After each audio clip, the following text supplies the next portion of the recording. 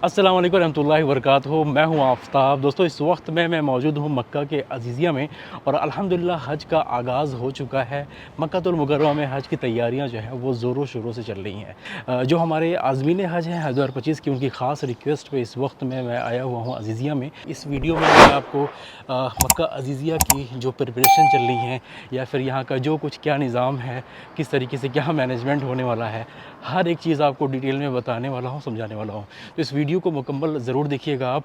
और मेरी तमाम हज की सीरीज़ है जो कि हज 2023 में, हज 2024 में मैंने बना के रखी है, तो उन वीडियोस को जा कर के आप ज़रूर देखिए। मक्का अज़ीज़िया की गलियों में इस वक्त मैं टहल रहा हूँ। हज 2025 में जो आने वाले आज़मीन हज हैं, ये करीब 2 हफ़्ते का वक्त जो है और बाकी रह गया है और उनकी पहली फ़्लाइट जो है इंशाल्लाह लैंड करेगी मदीना अल मुनव्वरा और वहाँ पे करीब 8-10 दिन बिताने के बाद से वो लोग डायरेक्टली आएंगे मक्कातुल मुकर्रमा के इस एरिया में और इंशाल्लाह इन्हीं जगहों पे रह करके करीब 1 महीने का वक्त यहाँ पे वो लोग गुजारेंगे और यहाँ से रह करके अपना हज मुकम्मल करेंगे। ये देखें, अभी मैं बिन महफूज मस्जिद के पास से गुजर रहा हूँ। ये है अज़ीज़िया की एक तरीके से कह लें बहुत ही बड़ी मस्जिद है ये।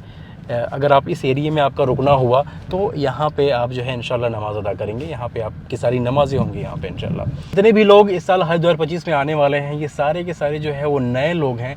इन्होंने कभी भी पहले हज नहीं करा है, ठीक है। तो उनके लिए ये जानना बहुत ज़रूरी है कि अज़ीज़िया दिखता कैसा है, यहाँ पे क्या क्या फ़ैसिलिटीज़ होती हैं, किस तरीके से जो है यहाँ के होटल्स हैं, कैसा उनका स्टे होने वाला है।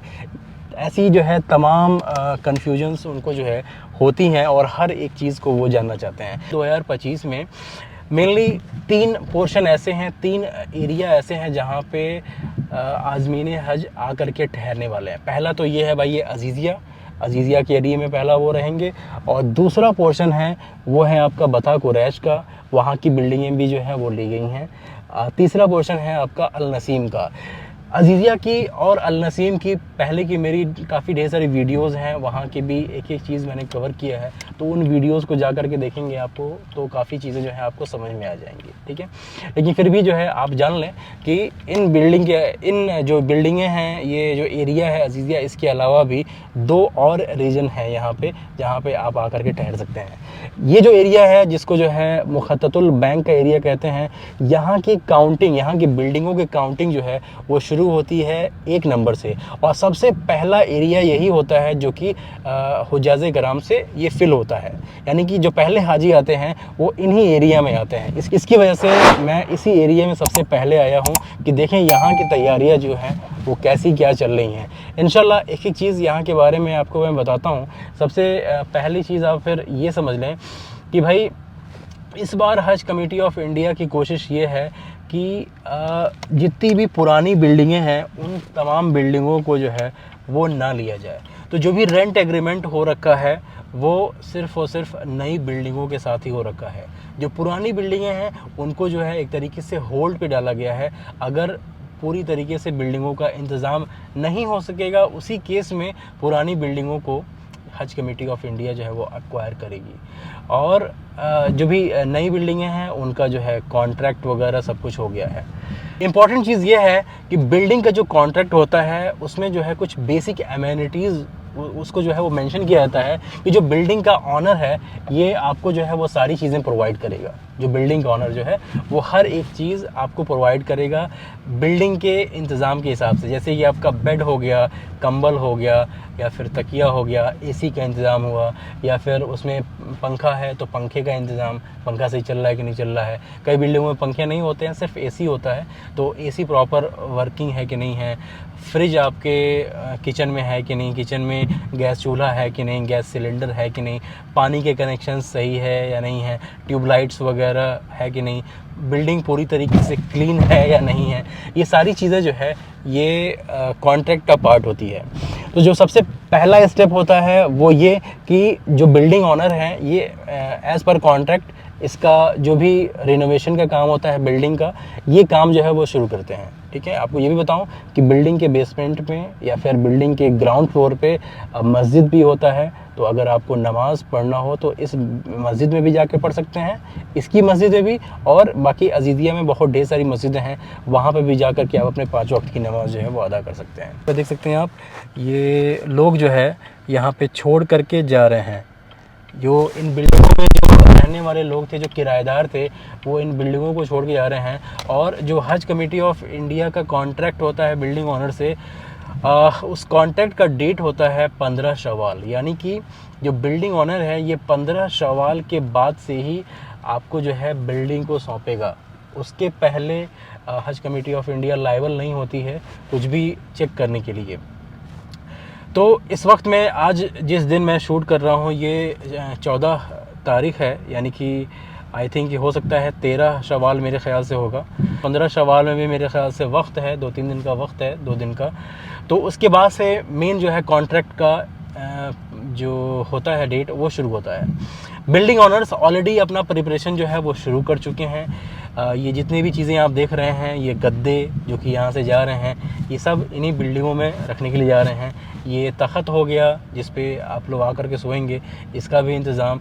और बिल्डिंग के अंदर जो भी मेंटेनेंस का जो काम है वो सारी चीज़ें जो हैं ऑलरेडी चल रही हैं। बिल्डिंग को पूरी तरीके से आइडेंटिफाई कर लिया गया है कि कौन कौन सी बिल्डिंगें हैं जहाँ पे लोग आकर के रहेंगे। यहाँ ठीक सामने की बिल्डिंगों पे आप देखेंगे कि हज 2024 का बोर्ड तो लगा है, लेकिन यहाँ पे एक बैनर और भी लगा है जिस पे बिल्डिंग नंबर को आइडेंटिफाई किया गया है। पिछले साल जो है ये बिल्डिंग जो है 95 था और इस साल ये बिल्डिंग जो है वो 83 है।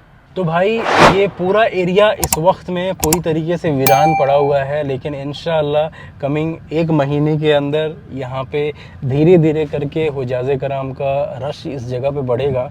और आगे के वक्त में मैं एक एक बिल्डिंग में जा कर के जो भी बिल्डिंगें जो हैं खुलना शुरू करेंगी, जो पूरी तरीके से रेडी हो जाएंगी, इंशाअल्लाह मैं जा कर के अंदर और आपको जो है दिखाऊंगा कि इस बिल्डिंग में क्या क्या फैसिलिटीज़ हैं, क्या क्या चीज़ें जो है आपको प्रोवाइड की जा रही हैं। अमूमन तौर पे जो भी पहले की वीडियोस अगर आपने देखा होगा, ऐसा ही कुछ निज़ाम होगा, कुछ अलग तो खैर नहीं होना चाहिए, लेकिन जो भी इस साल का है उसके बारे में मैं आपको जो है आगे की वीडियोस में बताऊंगा। क्योंकि इस वक्त में हज कमेटी ऑफ इंडिया को भी अभी परमिशन एक तरीके से नहीं है कि ये बिल्डिंगों का जा करके इंस्पेक्शन कर सके एज़ पर कॉन्ट्रैक्ट। तो अभी ये लोग भी इंतज़ार कर रहे हैं कमिंग 1 महीने के अंदर, जब जैसे जैसे हाजी जो है यहाँ पे आते जाएंगे, ये बिल्डिंग जो है वो पूरी तरीके से रेडी होना एक तरीके से शुरू हो जाएगा। लेकिन अभी के तौर पे मैं किसी भी बिल्डिंग को ऐसा मतलब नहीं पा रहा हूँ जो कि पूरी तरीके से फर्निश्ड है और वो रेडी टू मूव है कि हाँ भाई हाजी आकर के अब रह सकते हैं। जाहिर सी बात है, ये हर साल का वैसे यही प्रोसेस है कि जैसे हाजी आते हैं, हाजी के आने के साथ साथ जो है ये बिल्डिंगें जो है रेडी हो ही जाती हैं। ठीक है, तो ये देख लें, आप यहाँ की बिल्डिंगों को देख लें। अल्हम्दुलिल्लाह एक बार और ये सारी बिल्डिंगें जो है इंशाल्लाह एक बार से आबाद फिर से होने वाली हैं हज 2025 में। दोस्तों दोपहर के करीब 2:43 हो रहे हैं, 2:43, और ये धूप की शिद्दत आप देख सकते हैं। इतनी तेज़ इस वक्त में धूप है कि मैं एक बार को सोचा कि बाहर निकल के मैं शूट करता हूँ, लेकिन इतनी ज़्यादा गर्मी है कि बाहर निकल कर शूट करना मेरे लिए मुमकिन नहीं रहा। मैंने सोचा कि पूरा शूट जो है गाड़ी में ही करते हैं। ठीक है, तो भाई कहने का मतलब ये है, धूप इस वक्त में इतनी ज़्यादा है, जब हज करीब होगा तो उस वक्त में धूप की शिद्दत क्या होगी आप सोच सकते हैं। पिछली बार की बात करें हज 2024 में, तो उस वक्त के हज में बहुत ही ज़्यादा धूप थी, जिसकी वजह से लोगों को हीट स्ट्रोक बहुत ही ज़्यादा हुआ। तो वो एक तरीके से हम सबके लिए सबक है भाई, जब भी आप हज पे जा रहे हैं, हज के पूरे दरमियान में पूरी तरीके से आप अपने आप को हाइड्रेटेड रखें, पानी ज़रूर पिएं। लोग सोचते हैं कि हम पानी ज़्यादा पिएंगे तो हमें वॉशरूम जाने की ज़रूरत पड़ जाएगी। इतनी तेज़ धूप है भाई, आपको बिल्कुल मेरे ख्याल से वॉशरूम नहीं लगने वाला है, हर चीज़ पानी जो है वो पसीने के साथ निकल जाएगा। तो भाई पूरी तरीके से हाइड्रेटेड रखें अपने आप को। एक छाते का इंतज़ाम, अम्ब्रेला अपने साथ में ज़रूर कैरी करें, और ये ग्लासेस बहुत इंपॉर्टेंट है। ये ग्लासेस है तो आपके आँखों की हिफाजत जो है वो अच्छी तरीके से हो सकेगी। तो ये ग्लास अपने पास ज़रूर रखें आप, और एक बैग अपने पास ज़रूर करें जब भी आप हरम शरीफ को जाएं या फिर जहाँ भी जाएं आप, है ना। एक बैग आपके पास होना चाहिए जो शू बैग होता है, उसमें आप कुछ खाने पीने की चीज़ें, कुछ खजूरें, कुछ बिस्किट्स वगैरह, पानी वगैरह, ये सारी चीज़ें आप ले करके ज़रूर चलें।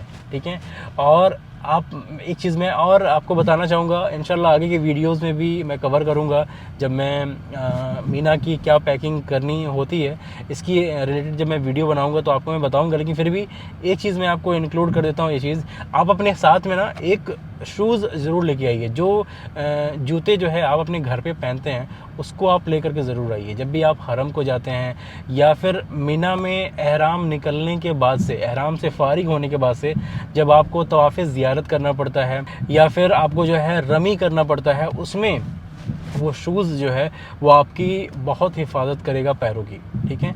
तो आप अपने साथ में शूज़ ज़रूर कैरी करें। एहराम की हालत में तो आप शूज़ नहीं पहन सकते हैं, क्योंकि एहराम की हालत में आपको स्लीपर ही पहनना होता है। लेकिन बाकी के वक्त में जब भी आप हरम को जाते हैं या फिर इन तमाम जो चीज़ें मैंने बताई, इस पे जो है आप शूज़ अगर आप लेकर के आएंगे तो आपको काफ़ी ज़्यादा इससे हेल्प मिलेगा। आप अपने राय का इजहार ज़रूर करें कि आप मेरे चैनल के ज़रिए से क्या क्या देखना चाहते हैं, किस तरह की वीडियोज़ को आप देखना चाहते हैं, इसके बारे में आप मुझे ज़रूर बताएं, ठीक है। तो इंशाल्लाह आगे जो है हज की पूरी सीरीज़ आ रही है, आपको मैं स्टेप बाय स्टेप बताने वाला हूँ कि किस तरीके से आपको जो है यहाँ अजीज़िया से लेकर के जाते हैं मीना को। मीना में कहाँ ठहरते हैं, कैसे ठहरते हैं, वहाँ पे क्या इंतज़ाम होते हैं, क्या चैलेंजेस आते हैं, और वहाँ से आप अराफात को कैसे जाते हैं, क्या क्या फैसिलिटीज़ होती हैं, हर एक चीज़ इंशाल्लाह उसके मकाम पे जा कर के, उन जगहों पे जा कर के मैं शूट करूँगा। और उसके बाद से वो वीडियो जो है आपके लिए एक रहनुमाई का सबब बनेगी इंशाल्लाह। तो चलें, अपनी दुआओं में ख़ास तौर से याद रखें आप। इंशाल्लाह मुलाकात होती है फिर अगली वीडियो में। तब तक के लिए अल्लाह हाफ़िज़।